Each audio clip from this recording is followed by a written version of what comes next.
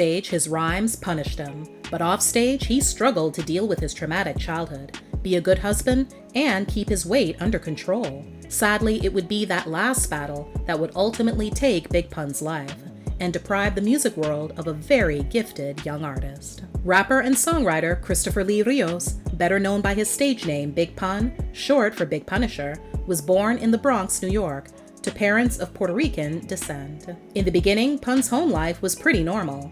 That is, until his parents divorced as a result of his father's infidelity. When his mother ventured back onto the dating scene, she would begin experimenting with drugs. After meeting the man who would become her second husband, she stopped. Yet, about 2 years into the marriage, she not only discovered that he was hooked on heroin, but she started using again herself. Pun's stepfather was also extremely abusive. Over time, Pun developed a terrible temper, and perhaps to cope with living in such a volatile environment, he would punch holes in the walls at home and eat the broken materials inside. At the age of 15, he would find the love and support he was craving at home at school when he met his first love, 14-year-old Liza. Also in his early teens, he would delve deep into the street life and begin selling drugs. His luck would run out with an arrest and a night in jail. The experience profoundly changed him, and he promised his grandmother, who was devastated about what happened, that she would never have to worry about him getting locked up again. It was at that moment that he decided he was done selling drugs. Typically, a decision like that would make any parent relieved. Not Pun's mother. She didn't like the fact that he wanted to quit his street hustle and kicked him out of the house. He then also dropped out of school. For several years, Pun remained essentially homeless, bouncing around from one house to another, staying wherever he could lay his head for the night and get a meal. He and Liza would ultimately part ways around this time. She ended up moving to Long Island to live with her father, at the insistence of her family, that wanted to keep them separated after discovering how hot and heavy they were getting. Pun went down to Florida for a short time. Then, just before Pun was due to turn 18, he and Liza reconnected. He was determined to never let her go again, and begged his grandmother, who was moving to Florida and wanted him to come back with her, to let him stay in New York. She eventually relented. Pun's hard-knock life came to an abrupt end when he got in contact with his family's lawyer, whom he'd known all his life, to ask for some financial help. The lawyer couldn't have been happier to hear from Pun, since he'd already been trying to contact him. He had great news. A settlement from the city, stemming from an accident Pun had in a playground around the age of 5, where he suffered a broken ankle, had finally come through. At the age of 18, Christopher was now $500,000 richer. By this time, Liza had become pregnant, so Pun wasted no time getting his life in order, which was now much easier to do with this new windfall. He got his own apartment, some fancy clothes, and married his high school sweetheart. During the late 80s, Pun began writing rap lyrics. He'd always been rapping as a young child, but now it was time to take things more seriously. He would form an underground group called Full Eclipse, with fellow neighborhood rappers Cuban Link, Triple Says, and Prospect. He would go by the name Big Moon Dog. The group did make a number of recordings, but they were never released. Also at this moment, Christopher's weight was beginning to get out of control. Possibly to cope with his difficult upbringing, he started overeating. Between the ages of 18 and 21, his weight ballooned to 300 pounds. After changing his name to Big Punisher, he met rapper and fellow New Yorican from the Bronx, Fat Joe, in 1995. Joe just happened to be inside a bodega, getting his Diet Pepsi fix, when he came out and heard some ill verses coming from a dude that looked a lot like him, freestyling right there on the street. Joe knew this guy was someone special. He called Pun over the very next day to get on the album he was just finishing up. Before Pun knew it, he was making his commercial debut on Fat Joe's second album, Jealous One's Envy. But what about Full Eclipse? Pun was still doing his thing with them, but Joe was really only interested in focusing on launching Pun's career. The group wasn't totally left out in the cold though. Joe made sure to get them in as many music videos as possible and bring them around while he and Pun worked so they could soak up the atmosphere. The idea was that once Pun got established, he'd then bring his crew on board. Pun's first major mainstream hit, a remix song featuring Joe called Still Not a Player, burst onto the music scene in March 1998. It reached the number 24 position on the Billboard Hot 100, number 13 on the rap chart, and number 6 on the R&B hip-hop chart. I don't wanna be playing no more. I'm not a player, I just crush a lot. His debut album, titled Capital Punishment, dropped the following month and became the first album by a solo Latino rapper to go platinum. It was also nominated for a Grammy Award for Best Rap Album.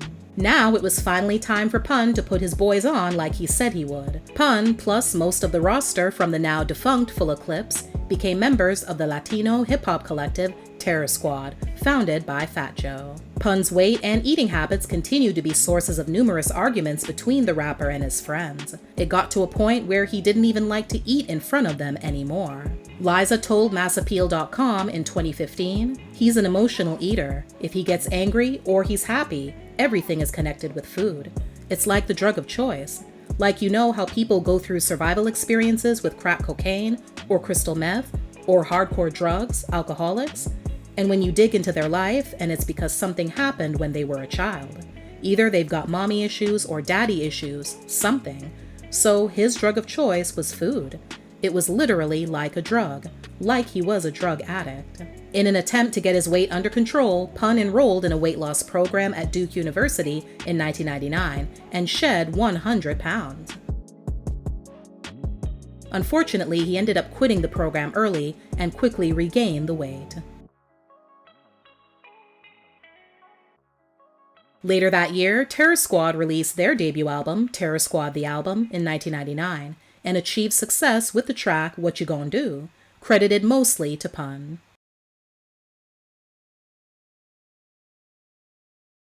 On February 5, 2000, Pun withdrew from a planned performance on Saturday Night Live with Fat Joe and Jennifer Lopez due to illness. 2 days later, while staying at a hotel with his family in White Plains, New York, while their home was being renovated, he suffered a heart attack and respiratory failure before being rushed to a hospital. He died shortly after arrival when paramedics were unable to revive him. Christopher Big Pun Rios was 28 years old. The deputy medical examiner report revealed that he weighed 698 pounds, and his heart was 3 times the normal size. He is survived by his wife Liza and their 3 children. Pun's second album, Yeah Baby, completed after his death, was released in April 2000. It peaked at number 3 on the Billboard charts and went gold within a few months of its release. 1 year later, a posthumous compilation album titled Endangered Species dropped. It included some of Pun's greatest hits, previously unreleased material, and numerous guest appearances. 2 years after Pun's death, his widow, Liza, produced a documentary about his life and career. She also spoke openly in the film about her experience as a battered wife. She admitted that her life with Pun was full of more bad times than good, and that he was physically abusive throughout their entire marriage. Actually, the mistreatment started before that. She recalled that she had a black eye the day they went to get their marriage license. Many of the material trappings that he bestowed upon her were, as she says, guilt gifts to make up for his bad behavior. Even though Pun would deny ever putting his hands on his wife, in that same documentary, there is indisputable evidence of him doing just that. Liza calls the day Pun died the worst and best day of her life, because even though she lost her husband and the father of her children, she was finally free from the mental and physical torture he put her through. Another unfortunate circumstance is that from the moment Pun passed, Liza was forced to embark on a life of struggle once again. Getting access to any past due monies or royalties would prove to be a very difficult task. She was forced to sell the home they shared for whatever she could get instead of letting it go into foreclosure. There was even a time when they became homeless and had to go to a shelter.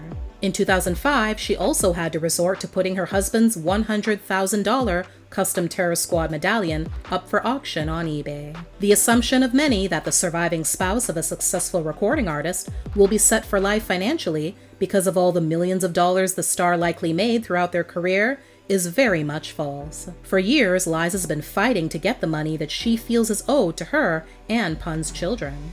As of 2015, she reported getting payments from the American Society of Composers, Authors, and Publishers, or ASCAP, as well as digital royalty checks. On March 22, 2021, the intersection of East Fordham Road and Grand Concourse in his native Bronx was named Big Pun Plaza in his honor. Pun's wife and children, as well as many other friends and fans, were in attendance. One person that was noticeably absent, however, was Fat Joe. Without naming anyone specifically, Joe summed up the answer to why he wasn't there in a 5-minute video that can be viewed on YouTube. "I'm not standing beside nobody talking about, yo, let's do it for Pun. No, I'm not. When you slander me and you slander Word and make me look crazy for 2 decades in the hood, I cannot stand next to you. I'm never standing next to you." Since Pun's death, Liza and Joe have been at odds with one another over Pun and Joe's business dealings.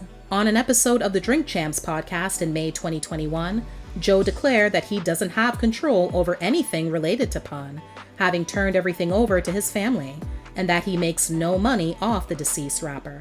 On the surface, the move may have seemed selfless, but according to a press release, it wasn't a voluntary act, and happened as a result of a lawsuit filed against him. That September, Liza and Joe went at it on Instagram after an outlet posted a clip of Nori claiming to have seen Pun's actual contract with Joe. According to him, the contract was standard for new artists, thus vindicating Joe against Liza's allegations that he robbed his friend and artist of royalties. Liza accused Joe of still owing her and her children millions, even though she already won a settlement in 2016, stemming from that lawsuit that was previously mentioned, which she'd filed against him and their publisher 2 years prior. While the terms of the settlement remain confidential, the sum is speculated to be a little more than $2 million.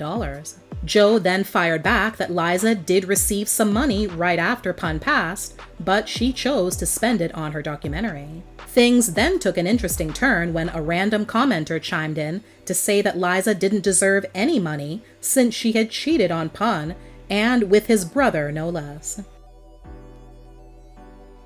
Liza replied back admitting that she was unfaithful, but it wasn't with Pun's brother, that he knew about the indiscretion, and that Pun himself was also guilty of multiple affairs. In his short time on Earth, Big Pun made a tremendous impact in the world of hip-hop, while also opening the doors for many up-and-coming Latino artists in the genre. No doubt his family will see to it that his memory is kept alive for many years to come. Thanks for watching. Please like, share, and comment. Also, don't forget to subscribe and turn on your notifications so you won't miss any future videos. See you next time!